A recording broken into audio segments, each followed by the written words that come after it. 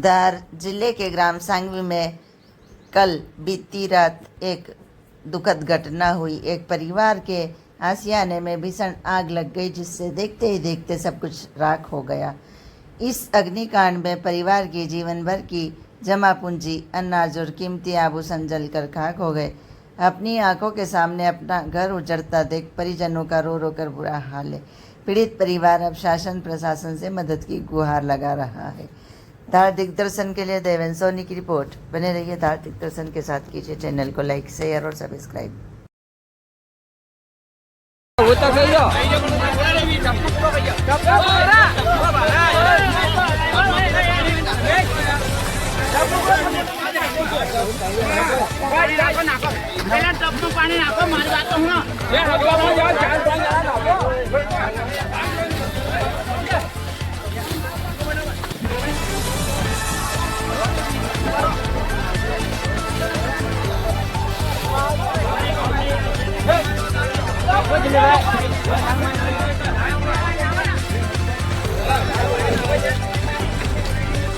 ओए यूं यहाँ लाओ रे, भागलो बचेलू है। ओए वटली भरी बाल्टी भरी लाओ रे, बाल्टी भरी लाओ। ठालू का लाई रे तू। ओ भगदू बच